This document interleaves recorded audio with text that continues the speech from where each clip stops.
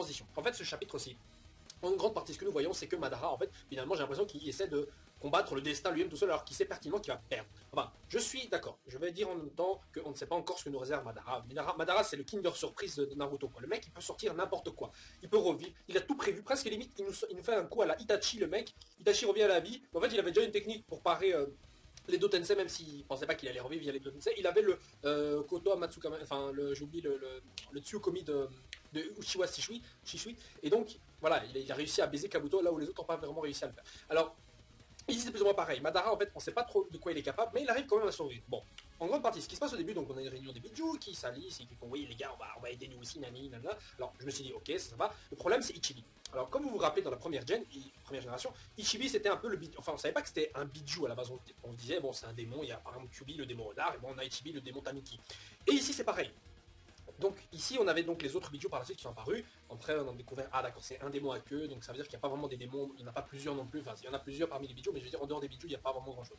Mais ce qui m'a posé problème, c'est le caractère de Ichibi. Parce que quand vous l'avez vu, la première fois quand Gaara avait utilisé le sommet du Tanuki, eh bien Ichibi était un peu comme, je dirais, un malade mental. En fait, le premier truc qu'il avait dit, si je me rappelle bien, c'était « Oh, des victimes à tuer, quel bonheur, ces gens qui arrivent pour se faire déglinguer. » Voilà, vous voyez, à un moment donné, on se dit Ichibi, en fait, c'est un taré, voilà, c'est pas du genre à vouloir coopérer. Et bah ici, on voit qu'il commence à réfléchir un peu. Bon, c'est vrai, on pourrait dire, voilà, Naruto l'a sauvé, il a été emprisonné, il a été sauvé par un humain. Donc, en même temps, je veux dire, il faut quand même qu'il reste un peu dans cette logique-là. Mais bon, j'aurais préféré voir un certain... Vous voyez, c'est vrai que les Biju en soi sont parfois méchants. Je veux dire, Kyubi, à l'époque, c'était vraiment... C'est le mec, la colère en soi. La colère incarnée. Et bah Ichibi, c'était le meurtrier, le fou, le psychopathe. Et ça correspondait bien au caractère de Gaara. Mais bon, c'est vrai que ça choque pas trop parce que justement Gaara lui-même c'est un peu adouci. Enfin, c'est adouci. Et Ichibi, bah pareil ici. Donc ça fait pas un trop gros contraste. Donc je trouve, j'avais quelques réserves concernant cela, mais bon, finalement c'est bien passé, j'avais quelques peurs, mais finalement c'est bien passé. Bon, après on a évidemment donc, Naruto qui essaie d'éclater donc Madara, pareil pour les Biju qui donnent des coups de queue, sans blague perverse, sur Madara, et Madara en fait, contre 12 attentes, a réussi à survivre. Et encore plus étonnant, il arrive à utiliser le Susanoo. Alors, je ne comprends pas, dans le chapitre précédent on avait vu qu'il arrivait à utiliser la technique d'absorption de chakra, sur le Rinnegan, ok. Ça, je veux dire, bon, d'accord, peut-être le Rinnegan, il a des points. Mais le Susanoo, qu'est-ce que c'est que ça? Enfin, je ne comprends pas du tout, parce que au départ, je me suis dit, bon, il faut les deux yeux, il faut les deux Mangekyo Sharingan pour utiliser le Susanoo. Qu'est-ce que c'est que cette merde? Je veux dire, ça sert à quoi d'avoir des Sharingan alors si tu peux l'utiliser sans? Vous direz alors peut-être, oui, mais le fait de débloquer le Susanoo, ça débloque un truc dans le corps, donc même si t'as plus les yeux, tu peux l'utiliser. Mais alors ça sert à quoi? Je veux dire, ça sert à quoi que Madara, par exemple, ait eu besoin de prélever des Sharingan des autres? Mais ça sert à quoi? Alors, si c'était possible d'utiliser des pouvoirs de Sharingan sans vraiment les posséder, je me serais dit, bon, l'Izanagi regagne un peu d'intérêt. Parce que c'est vrai que l'Izanagi en soi, par exemple, pour moi, je me suis dit, bon, tu utilises l'Izanagi une fois, tu perds un œil. Tu peux utiliser l'Izanagi encore une fois, tu perds un deuxième œil. Tu peux l'utiliser que 2 fois. Et après, on nous présente, et Itachi nous disait que c'est une technique interdite que les clans utilisaient beaucoup. Mais putain, mais les clans qui utilisent le Izanagi, ils sont bien baisés parce qu'ils ont plus les yeux après. Mais alors, on pourrait dire, maintenant, grâce à ce chapitre, que, ah oui, d'accord, ils perdent leurs yeux, mais ils peuvent quand même utiliser leur pouvoir, hein, malgré le fait d'avoir perdu la vue. Donc ça, c'est un peu niqué. Cependant, il ne faut pas non plus oublier que, de toute façon, il y a le Mangekyo Sharingan éternel. Donc, est-ce que ça change quelque chose par rapport à cela? Je ne sais pas. Peut-être, peut-être pas. Peut-être c'est ça, hein. Peut-être c'est parce qu'il a le Mangekyo Sharingan éternel. Bon. Dans tous les cas, j'attends quand même une explication. J'aurais aussi tendance à dire que, bon, d'accord, c'est le Susanoo. Qu'il utilise la Materasu ou le Tsukomi, un truc comme ça il n'y arriverait pas. C'est-à-dire qu'en gros, pour moi, je considérais le Susanoo comme la représentation d'une des 3 trinités des techniques ninja. C'est-à-dire qu'on a par exemple la Materasu, qui représente le ninjutsu, on a le Tsuyokomi, qui représente le genjutsu, et enfin on a le Susanoo qui représentait le taijutsu. Et de ce fait, comme c'est du taijutsu, c'est lié au corps, donc pas forcément besoin des yeux, mais pour l'activer, il faut les 2 yeux.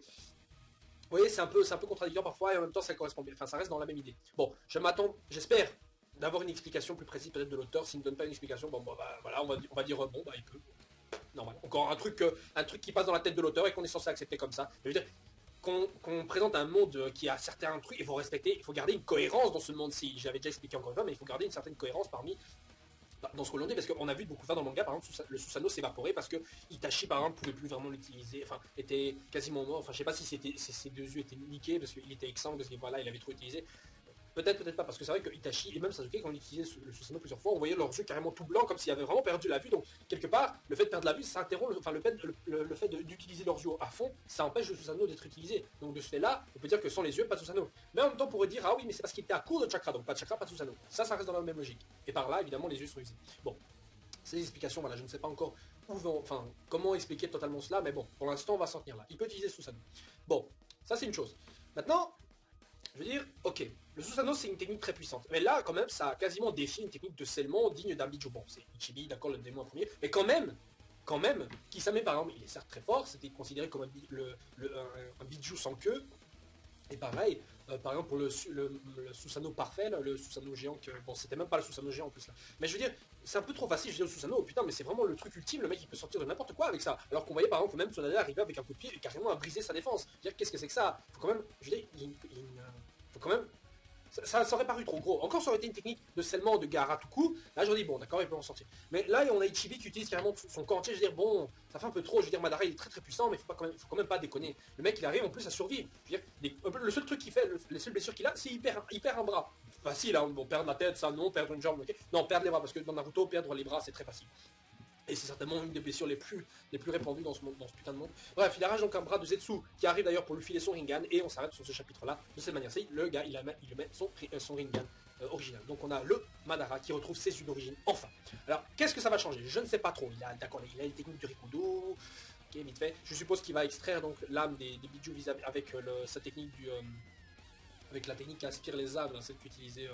j'ai oublié comment ça s'appelait, mais celle le démon qui avait une grande bouche là, qui absorbait comme ce qu'utilisait Nagato pour voler celui de Naruto et Killer Bee quand il combattait avec Itachi.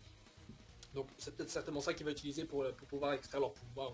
Mais comme une fois, comme je l'avais dit encore, je doute que ça va se reproduire parce que ça fait vraiment trop doublon. Encore une fois, on a avec Toby qui s'est mis les vidéos en lui, maintenant on a Madara qui fait pareil, après il faudra le revaincre pour les relibérer. Non, je pense pas. Je pense qu'il n'arrivera pas à les sceller et qu'on va devoir se contenter d'un Madara qui est comme ça. Parce que vous avez dans certains mangas, vous avez des échelles de puissance. Ok. Après un moment, l'échelle de puissance rediminue un tout petit peu. On a eu pareil par exemple de Dragon Ball. Et d'ailleurs parfois certains ne comprennent pas ce genre d'étalonnage et considèrent que les puissances ne font qu'augmenter. C'est-à-dire que dans Dragon Ball par exemple, on beaucoup considéré le petit bout dans la saga Boo, le petit Boo comme plus puissant que Boo qui avait absorbé Sangohan. Je veux dire, c'est totalement illogique. Et encore une fois, je fais un parallèle avec Dragon Ball parce que j'aime bien utiliser Dragon Ball, c'est des références que quasiment tout le monde connaît. Si vous êtes fan de Shonen, vous connaissez Dragon Ball. Si vous ne connaissez pas Dragon Ball, putain, mais qu'est-ce que vous faites là?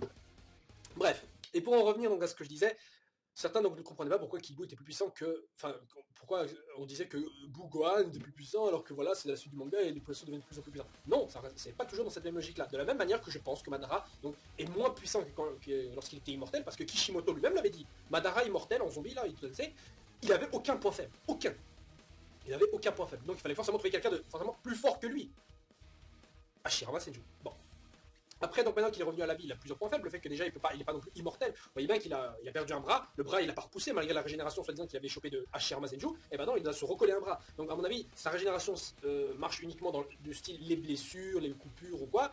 Mais pour ce qui est des membres perdus, là ça repousse pas. C'est pas comme un lézard quoi. C'est pas comme un lézard du tout. De ce point de vue-là, on pourrait même dire alors que sa régénération n'est pas du tout parce que même, je sais pas, Tsunade par exemple, elle avait un gros trou dans le ventre. Bon d'accord, mais elle avait quand même perdu un gros bout et elle avait survécu. Bon, c'est encore une fois un détail. Alors maintenant, après, sur ce que je m'attends sur les prochains chapitres, j'attends justement qu'il récupère alors son autre œil, qui est censé rester sur le cadavre de Nagato, je crois, donc dans l'autre dimension, dans les dimensions du Kamui. Donc est-ce qu'il va la récupérer? Je sais pas, parce que je doute que je pense pas que Zetsu arrivera à aller jusque-là. Ou alors, ce qui est possible, c'est que justement Zetsu, en possédant Toby, qui a possédé son corps la moitié là, il le force à aller justement dans cette dimension, ce qui est possible. Kakashi va le suivre, et là, je sais pas, un petit combat rapide, et Obito va certainement crever là, il y aura peut-être une scène larmoyante, genre ne dis pas n'importe quoi, tu vas retrouver Rin au paradis, ne t'inquiète pas, vous serez ensemble, de la même manière qu'on aura alors un doublon de la scène Zabuza et Aku au tout début de Naruto, lorsque Zabuza disait qu'il irait en enfer, et Aku au paradis, mais finalement Kakashi fait mais non, vous serez ensemble, ne vous inquiétez pas. Bref. Je sens venir ça comme un coup de poing dans la gueule quoi. Bref, et après donc, pas grand chose, hein, pas grand chose. Madara, encore une fois, j'aime bien ce méchant, mais là, c'est un peu la merde pour lui. Il aurait dû rester immortel pour moi. Là encore, j'aurais dit, ok, il peut encore nous sortir plein de trucs, invoquer des météores, que sais-je. Mais là, c'est un peu dur pour lui. Quoi. Et je lui souhaite bonne chance. Déjà, pour se débarrasser de Naruto tout court, bonne chance. Parce que Naruto, j'ai l'impression, franchement, si on regarde bien, Naruto, il s'est battu depuis je sais pas combien de centaines de chapitres, là, il s'est pas reposé une minute. Et de ce point de vue-là, je suis alors totalement d'accord. Ça ne m'étonne même pas, en fait, parce que dans un sens, au début du manga, on disait que lorsque Kabuto même disait ça, lorsque Naruto arrivera à maîtriser son chakra, il deviendra infatigable, increvable. Et ce qui est le cas maintenant. Le mec il peut combattre pendant des années, il a encore une endurance encore plus impressionnante que celle du Sandaime Raikage, qui a justement battu Naruto. Bref, sur ce, je vous laisse à tous, on se retrouve donc la semaine prochaine pour un prochain chapitre, j'espère qu'il sera beaucoup plus alléchant. Et d'ailleurs, je rappelle, pour ceux qui suivent l'animé de Naruto Shippuden, que l'identité de Toby sera révélée cette année, dans un ou deux chapitres, je crois. Enfin, un ou deux épisodes, je ne sais plus exactement, mais je vous conseille de suivre. Mais évidemment, comme vous le savez déjà, les combats de Naruto sont toujours bâclés. Dans l'animé, les combats de Naruto sont toujours bâclés, les studios Pyro qui, d'ailleurs, je crois, sont des studios français, non, je ne sais plus. Franchement, je trouve qu'ils font un travail de porc quand il s'agit des combats Naruto. Il n'y a rien qu'à voir le combat Naruto contre Pain. Encore au début ça allait, puis après on a le passage où celui-ci se transforme en démon. Oh putain, c'est Bugs Bunny quoi. L'animé, c'est l'animation, elle est à chier quoi. On avait eu le même animateur qui a utilisé par exemple, qui a fait ça, le combat contre Madara et l'Alliance dans l'animé. Ça avait l'air pas mal, mais bon, déjà les choix musicaux pour moi, elle est pas trop. Mais c'est pas grave, voilà. Par contre, les combats de Sasuke contre Hachibi, Deidara, Itachi, là c'est la crème de la crème quoi. Là c'est parfait. Mais Naruto, on dirait qu'ils le boutent. Limite, franchement, ils ont une inversion pour les blonds. Allez, ça va. Ouais. Et donc, je vous conseille de suivre l'animé pour ces épisodes-ci, parce que ce sont certainement les moments les plus cultes, et oui, malgré ce que l'on pourrait retenir de Naruto, le moment de la révélation de l'identité de Tobi reste pour moi un moment culte du manga. Des shonen. Voilà, comme le dernier chapitre de One Piece, je vous renvoie à la vidéo partie. Sur ce, encore une fois et définitivement, ciao ciao, à la semaine prochaine. Donc pas définitivement. Ziou.